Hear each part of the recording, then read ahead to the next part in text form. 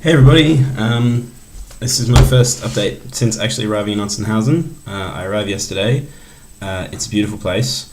It's right in the middle of a forest. It's absolutely stunning. I didn't have time to do a video yesterday because the days are really jam-packed.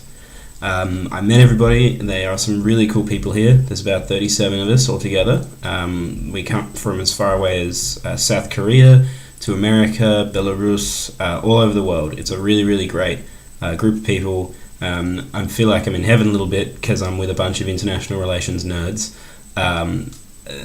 For example, last night at dinner I discussed what our favourite international relations theory was, which sounds incredibly boring, but for us was actually pretty cool that we got to sort of have this nerdy, stupid chat.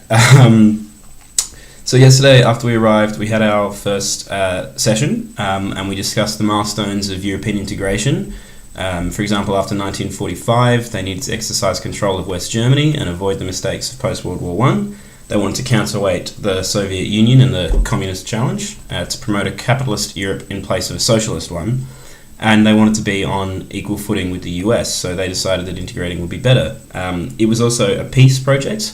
Europe had gone through many, many years of war, and they wanted to try and avoid this happening again, and they wanted to change the traditional model of the nation state, as Winston Churchill put it, to create the United States of Europe.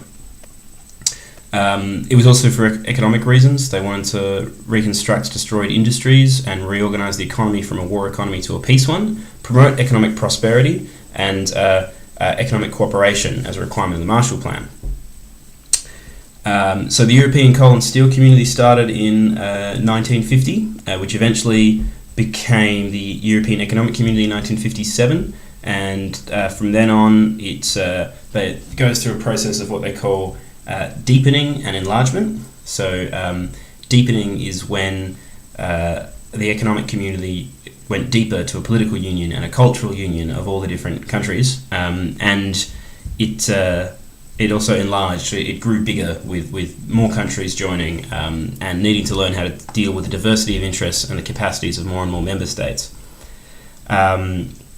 So the membership of what would become the EU increased to 1973, 1981, 86, 95, 2004, 2007, and most recently 2013. There's been a bunch of treaties which have created the EU, and under EU law they consider their treaties their constitution, which is very different to the way we treat constitutional law in Australia. So today the EU is 28 members, soon to be 27 with Brexit. There are 508 million people, and there are 24 official languages. And almost all policy fields of nation states, of the member states, are covered by the EU. And it was founded on the basis of the four freedoms: free movement of workers and enterprises, free movement of goods, movement of services, and movement of capital.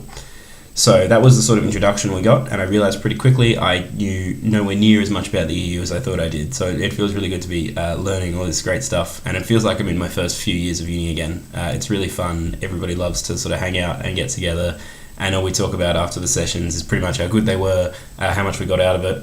I feel like I was on a bit of a back foot to start with, because most of this stuff about general EU institutions is taught in first year uni for a lot of these people. So for me, I was a bit on the back foot, but everybody's very helpful. A nice guy called Julian has been helping me a lot understand everything. And so we sort of we ended yesterday with the barbecue and a couple of drinks in the on-site bistro. And it was just sort of a nice getting together, getting to know everybody exercise. So then today, after getting up and having breakfast together, we had our second session, which was looking at the EU. Now this is when a lot of the traditional things we're taught about nations and intergovernmental relations in Australia had to sort of fall away and learn this new way of looking at it. So the EU is different from states, and it's different from intergovernmental organisations like the UN. So it's a sui generis, and it's very different. We can try and apply things that make it look like a state to it. We can try, but it doesn't really work. Right down to the traditional common law separation of powers into the legislative, executive, and the judiciary really don't apply here. It's a very, very different system. That's beyond anything I've ever really had to learn about, so it's very exciting. We looked at the EU political system and the EU institutions. So there's the European Parliament, which has a legislative function and represents the people of the EU. There's the Council of the EU, which represents the member states, and it's the ministers of all 28 member states. And there's the European Commission, which is responsible for initiating legislation and for enforcing it. So it's the closest to the executive body, but there are problems with that definition. It's all their work, both in legislative and in executive exercise, does overlap with the Council and the Parliament. There's also the European Council. So just to confuse you, there's the European Council, the Council of the EU, and the Council of Europe. So the European Council is the heads of state or government of all 28 member states. The Council of the EU is the ministers of all the states, and then the Council of Europe is not actually an EU institution, but an early international organisation established at the end of World War II. It has more member states, and I sort of consider it a gatekeeper to the EU. All members of the EU were previously members of the Council of Europe before joining. So what was traditionally considered the triangle of the EU, so there's the Commission, the Parliament, and the Council, has now become the rectangle with a new council on the side as well. So yeah, we had a long look at the Parliament, and it's 751 members of Parliament with digressive proportional representation. So proportion isn't necessarily equal. So the smallest is Malta, which has 6 members, and the biggest is Germany, which has 96. So there's a bit of a disproportion in how many members a country has. 6 is a lot for a small country like Malta.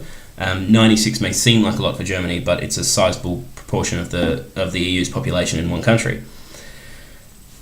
It's also it's not like our Parliament or the Westminster Parliament, where most of the work is done in the actual plenary sessions when they get together and talk, but it's a working Parliament, so most of the work is undertaken in lots of committees, and then they get together sort of at the end to put everything together once they agree on everything. So while that's cheaper than running a Parliament the whole time, it's also not as transparent because a lot of the decisions can be made behind closed doors. So the Commission is actually made up of the College of Commissioners, and the Commissioners are elected by the European Parliament, and it's the administrative body responsible for undertaking EU policy. So the closest is like ministries, the ministries in Australia, so all the different ministers are like the Commissioners. So there's 27 commissioners, and there's 33,000 civil servants that help run the day-to-day operations, which when you consider it's a population of 500 million, isn't a lot of civil servants. And the council is the ministers from the national governments, and it has 10 council configurations. It's got a rotating presidency where each member state takes a turn as the presidency of the council, and it's got lots of smaller groups within it that help things go, that make things work. So after that sort of lecture this morning where I learned all of that, I'm sorry, my head is kind of exploded with all this knowledge. We actually undertook a simulation of making a directive. So a directive is like a law, except member states have to get the end result put through in the directive, whatever it may be, but they're free to choose how they get there. So we were divided into groups. Half of the group was the Council of the member states, and the other group was the European Parliament, which is the group I was in. I was assigned the character of Nigel Farage, who was the controversial mastermind, if you will, behind the Brexit campaign. So that didn't win me any favours straight away. And basically we had to pass a law that was plain packaging for cigarettes, very similar to Australia's actually. And we had to agree on what the packaging would look like, how much of the packet it would cover, whether it would have those warning images on there, and whether we should ban certain ingredients in cigarettes like flavours, sugars, and thin cigarettes. So the Parliament, we debated for almost 2 hours before we came to a conclusion that was ultimately agreed with the Council on every area except the decision to ban flavours. So we put forward an amendment that was to say that all flavours except menthols be banned, to highlight that this is to stop children smoking, I believe is our rationale, which the council actually accepted. So on the second reading, we actually managed to pass an EU directive, which was really cool.